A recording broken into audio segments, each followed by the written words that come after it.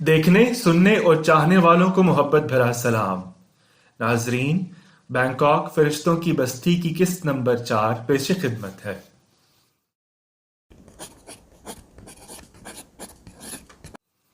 سیام Thai land کا اصلی نام ہے۔ اگر آپ خشک تاریخی معلومات سے بور نہ ہوتے ہوں تو آپ کی دلچسپی کے لیے چند ایک بتائی گئی باتیں پیش کر دیتا ہوں۔ سنا ہے سیام سنسکرت زبان کا لفظ ہے۔ کہا جاتا ہے کہ 16ویں صدی عیسوی میں پرتگالیوں نے اسے پورے خطے پر اس نام کا اطلاق دیا۔ بتایا گیا کہ 23 جون 1939 کو سیام کا نام بدل کر تھائی لینڈ رکھا گیا۔ تھائی کا مطلب آزاد لوگ، لینڈ کا معنی سرزمین، یعنی آزاد لوگوں کی سرزمین۔ نام کی اس تبدیلی کی 2 وجوہات کا ذکر کیا گیا۔ ایک تو یہ کہ مچھلی خوروں کا یہ خطہ اس نئے نام کے ساتھ نئی اور جدید دنیا میں کندھے سے کندھا ملا کر چل سکے۔ دوسرا اس لیے کہ یہ ملک تاریخ میں کبھی بھی کسی اور قوم کا غلام یا کالونی نہیں بنا۔ یہ جو میں کہہ رہا ہوں کہ سنا ہے، کہا جاتا ہے، ذکر کیا گیا ہے، تو اس کا منبع صرف ایک ہی ذات گرامی ہے، یعنی ہمارے نان سٹاپ براہ راست کمنٹری دان میزبان پنو ٹاٹ المعروف پنو۔ نام کی تبدیلی اور مذکورہ فوائد کے باوجود وہاں کے لوگ، جیسا کہ بتایا گیا، اب بھی اپنے آپ کو سیامی کہلوانا زیادہ پسند کرتے ہیں۔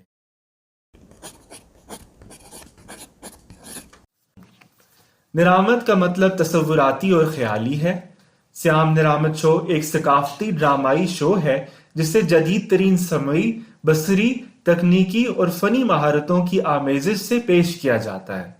اس شو میں گزشتہ 7 صدیوں کے دوران تھائی لینڈ کی تشکیل اور ترقی کو مختلف مراحل میں دکھایا جاتا ہے۔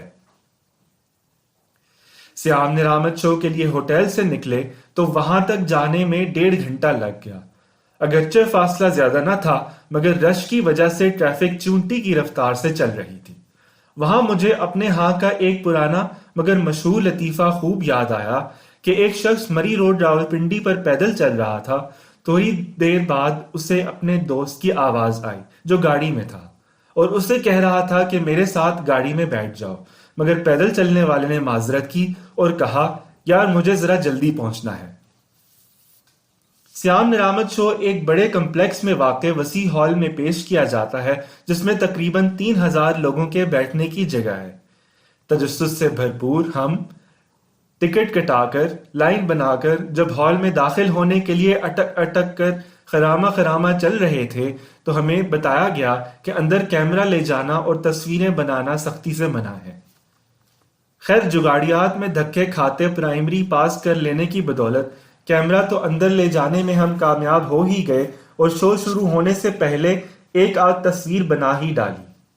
مگر جب شو کا آغاز ہوا تو اس کی چکا چوند روشنیوں اور بے پناہ کشش نے ہاتھ میں اٹھایا ہوا کیمرہ ہی بھلا دیا۔ بیچ میں کسی لمحے تصویر لینے کا خیال کوندا بھی تو منتظمین کی سخت نگرانی نے اس پر اوس ڈال دی۔ یوں ان اندرونی اور بیرونی طاقتوں نے ہمیں اس شو کو کیمرے کی آنکھ میں محفوظ کرنے نہیں دیا۔ جدید ترین ٹیکنالوجی اور ڈرامائی تشکیل کی تکنیکی مہارتوں کو بروئے کار لاتے ہوئے پیش کیے جانے والے سیام نرامت شو کو 9 حصوں میں تقسیم کیا جا سکتا ہے۔ پہلے حصے میں، جسے تعارفی حصہ بھی کہا جا سکتا ہے، گزشتہ 7 صدیوں کے دوران سیام سے تھائی لینڈ تک کے سفر میں شریک مختلف ثقافتوں کو سلسلہ وار واقعات کی مدد سے دکھایا گیا اور یہ تصور اجاگر کیا گیا کہ یہ ملک رنگا رنگ ثقافتوں اور روایتوں سے مل کر بنا ہے، جس میں مقامی ثقافت کے ساتھ ساتھ چین، ملایا اور دیگر ہمسایہ ممالک کی ثقافتیں بھی جذب ہوتی گئیں۔ دوسرا حصہ تاریخی ادوار کے تعارف پر مشتمل تھا، جس میں تقریباً تمام ادوار کا مختصر مگر بھرپور خاکہ پیش کیا گیا۔ تیسرا حصہ شمال یعنی ملایا کی طرف سے آنے والے مسلمان تاجروں کی آمد اور اس کے مقامی لوگوں پر اثرات کے متعلق تھا۔ اس حصے میں پر اثر رومانوی انداز میں ایک دوسرے کی ثقافت کے ملاپ اور اس کے نتیجے میں پروان چڑھنے والی محبت کی داستانوں اور رسوم و رواج کی خوبصورت انداز میں عکاسی کی گئی۔ مجھے ذاتی طور پر یہ حصہ بہت پسند آیا۔ اس دوران پنوں کی کمنٹری اور ہمارے ساتھیوں منیر احمد کی بدنی بھولی اور ازر کی خاموش اور پراسرار باتیں جاری رہیں۔ موسیقی، ڈھول کی تھاپ اور ساز و انداز کے شور میں پنوں کی آواز کانوں پر نہ پڑتی تھی، تاہم بدنی بھولی اور پراسرار خاموش باتیں اچھی طرح سمجھ میں آ رہی تھیں۔ یہ الگ بات کہ ان کی طرف دھیان دینے کا مطلب شو کے نظارے کھو دینا تھا۔ چوتھے حصے میں کمبوڈیا کی تہذیب کے تھائی لینڈ پر اثرات دکھائے گئے تھے۔ یہ وہی علاقہ ہے جسے قرون وسطیٰ کے بعض عرب سیاحوں نے بھی دیکھا اور اس کی چند خصوصیات پر پسندیدگی کا اظہار کیا۔ پانچواں حصہ ایودھیا کے لوگوں کی آمد اور مقامی آبادی میں رچ بس جانے سے متعلق تھا۔ چھٹا حصہ گزشتہ ثقافتوں کے باہمی ملاپ کے نتیجے میں پیدا ہونے والے معاشرے کی تصوراتی اور سحر انگیز منظر کشی پر مبنی تھا۔ ساتواں حصہ بدھ مت کی تعلیمات کے پھیلاؤ کے بارے میں تھا۔ ان تعلیمات کی عکاسی بھی کمال کی تھی۔ خیر و شر، اچھے برے، نیک و بد اور جنت و جہنم کی بدھ مت کے تصورات کے مطابق ایسا پرفارم کیا گیا تھا کہ ایک بار تو ہوش ہی اڑ جائے۔ آٹھواں حصہ جنگلات کے فوائد اور ان میں پنپنے والے تجسماتی حالات کے بارے میں تھا۔ نواں اور آخری حصہ تمام ثقافتوں، اقوام اور تاریخی ادوار کے نتیجے میں جنم لینے والے پر لطف میلوں کی عکاسی کرتا تھا جو کہ تھائی لینڈ میں سارا سال جاری رہتے ہیں۔ ہمارے مختصر قیام کے دوران ایک دن سڑک پر چلتے چلتے رنگ برنگے مرد و زن رقص کرتے دکھائی دیے۔ پوچھے بغیر بتایا گیا کہ یہ فلاں فلاں میلے کا پروگرام ہے۔ نام کسی ایسی زبان میں تھا کہ 2-3 بار دہرانے کے باوجود یاد رکھنے میں جب ناکامی ہوئی تو اس خواہش کو ہی ترک کرنا پڑا کہ اگلے قدم پر ایک اور نظارہ ہماری متجسس نگاہوں کا منتظر تھا۔ قارئین کرام، ہماری گنتی کا تو یہ حال ہے کہ 10 کو 1 اور 20 کو 200 بنانے میں اپنا ثانی نہیں رکھتے۔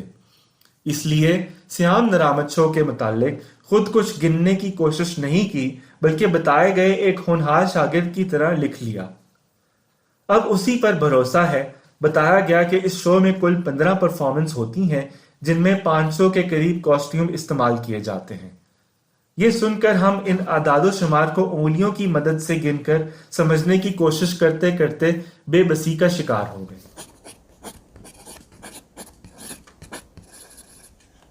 بہرحال رات گئے جب ہال سے نکلے تو باہر بھی کئی طرح کی دلچسپیاں تھیں۔ ان دلچسپیوں کے بارے میں میرے دیگر ساتھیوں کے کیا تاثرات تھے یہ تو مجھے معلوم نہیں ہو سکا، تاہم روشنیوں کی چکا چوند میں اسٹیج پر پرفارم کرنے والی پریوں کو جب قریب سے دیکھا تو دن بھر گھومتے رہنے کی تھکاوٹ اور شب بیداری کی نقاہت نے جمائیوں کے ذریعے منہ زور نیند یاد دلا دی۔ اپنا من تو اس حسن کا دل دادا ہے جو پرد کھلنے کے ساتھ ساتھ خوبصورتی کے نئے نئے زاویے آشکار کرے۔ ناظرین اور سامعین، آج کی قسط میں اتنا ہی۔ آنے والی اقساط سننے کے لیے ہمارے چینل کو سبسکرائب، لائک اور شیئر کریں، اور ہاں، بیل آئیکن پر کلک کرنا مت بھولیں۔ ہمارے ساتھ رہیں، اپنا اور اپنوں کا خیال رکھیں۔ اگلی قسط تک کے لیے خدا حافظ۔